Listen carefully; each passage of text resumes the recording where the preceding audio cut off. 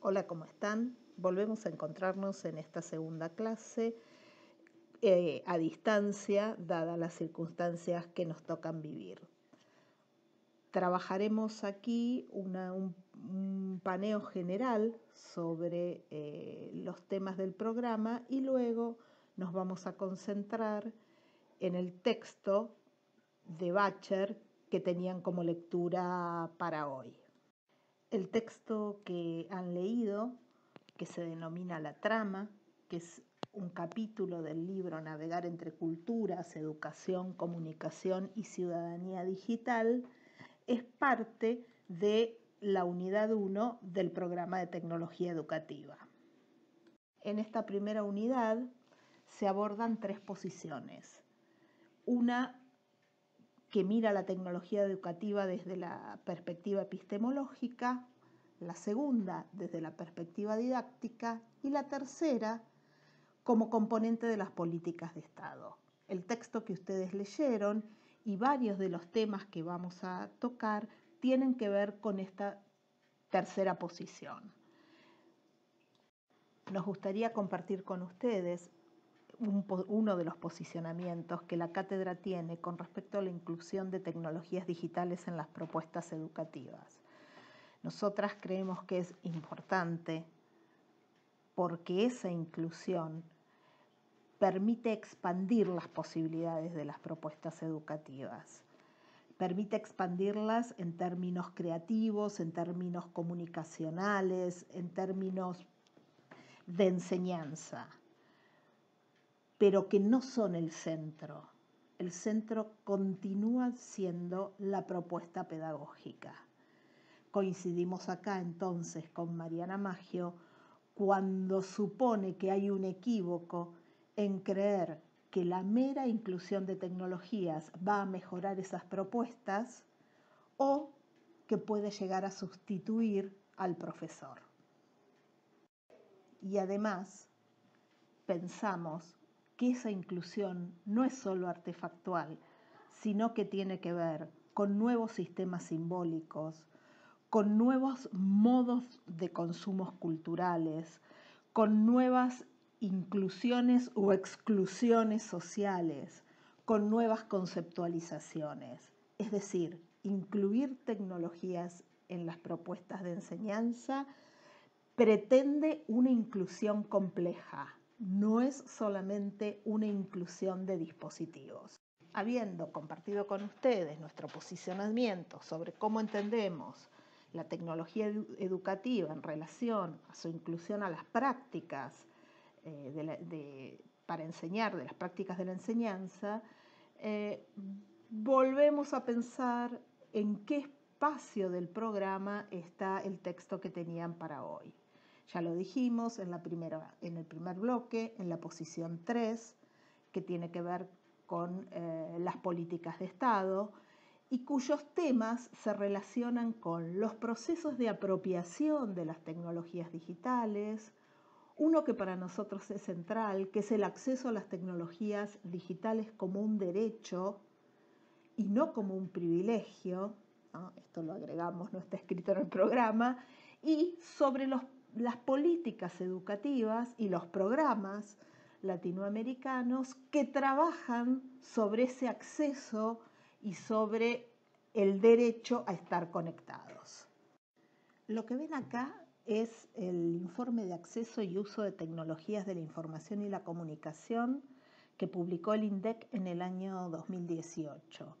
Ese texto lo tienen en el aula como una bibliografía ampliatoria para quienes estén interesados en el tema.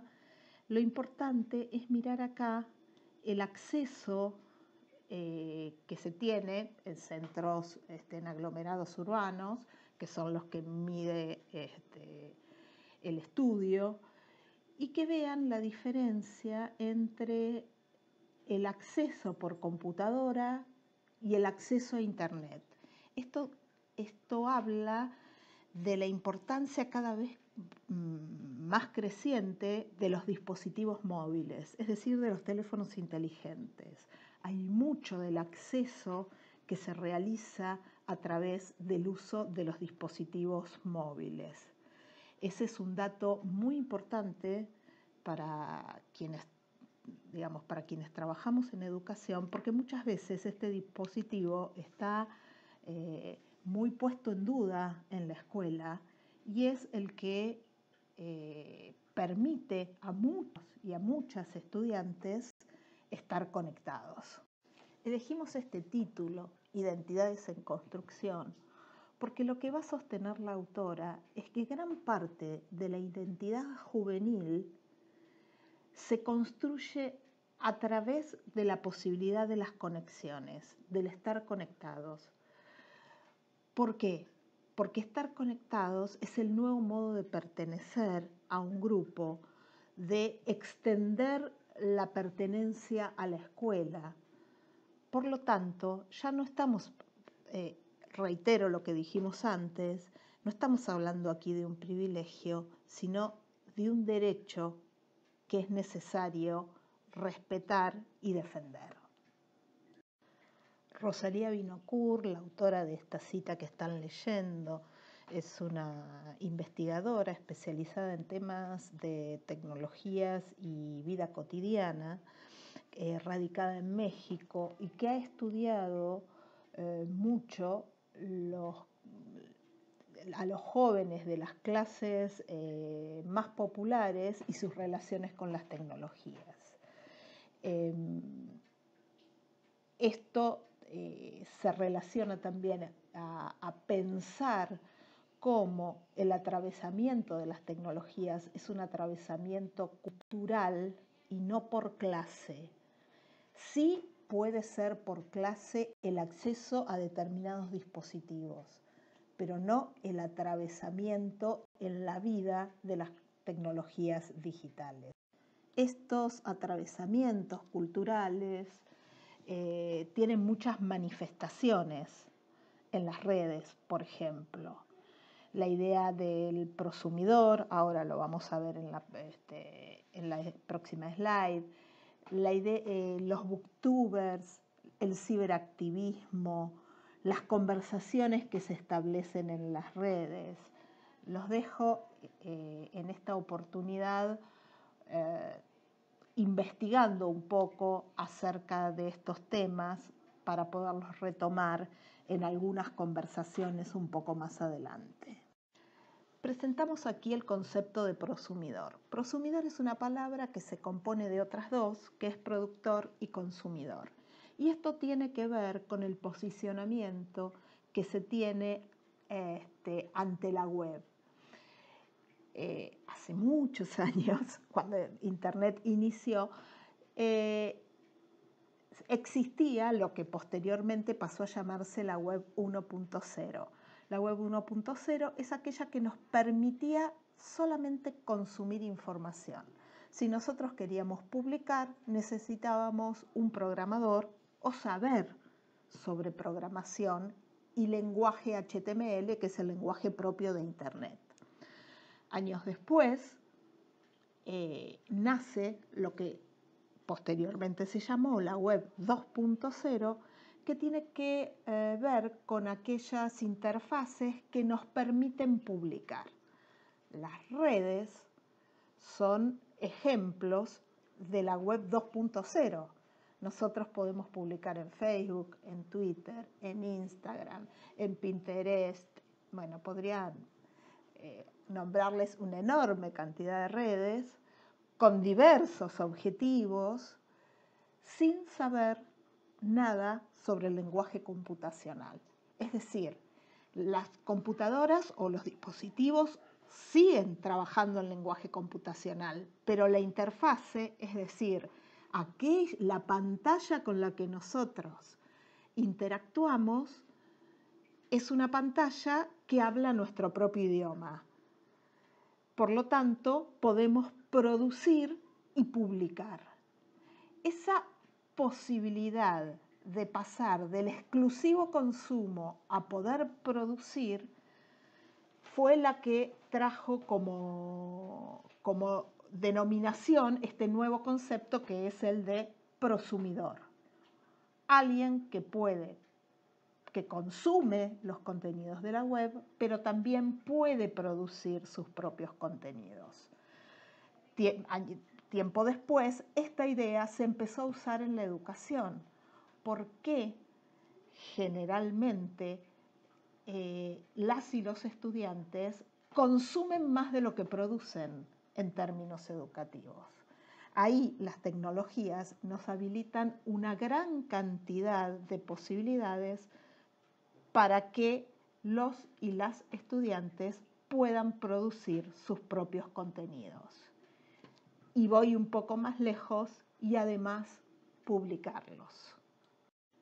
Bacher amplía la idea de la inclusión de las tecnologías en propuestas educativas para pensar en las tecnologías como un derecho de los ciudadanos.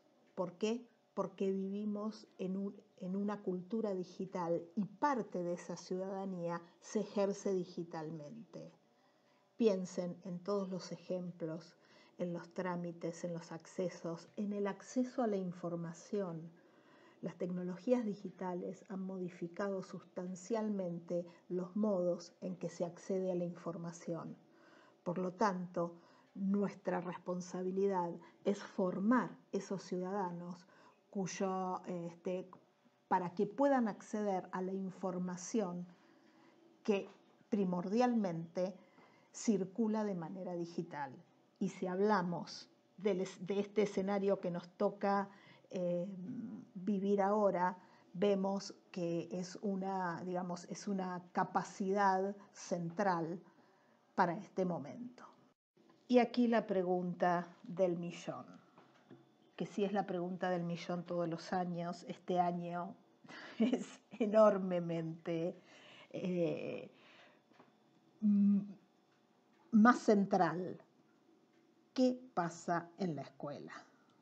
Un papel fundamental en esta formación de ciudadanos digitales la tenemos los y las docentes. Bacher va a hablar de los docentes cruzadores de fronteras, que desandan su propia historia, que ponen en tensión las dificultades propias de incluir estas tecnologías, que interpelan saberes heredados y yo les diría también prácticas heredadas. Interpelar las prácticas de la enseñanza es interpelar lo que se viene haciendo habitualmente para poder hacer otras cosas, construir nuevas estrategias, y siempre esta es una acción colectiva. Es muy difícil incluir tecnologías de manera solitaria. Las tecnologías ponen en tensión las estrategias solitarias, porque lo que necesitan son acciones colectivas. Y esta pregunta no es una pregunta que vayamos a responder fácilmente, sino que vamos a ir intentando encontrarles respuestas a lo largo de la cursada. ¿A qué desafíos nos enfrentamos en la construcción de las propuestas curriculares cuando pensamos esas propuestas curriculares con tecnologías digitales?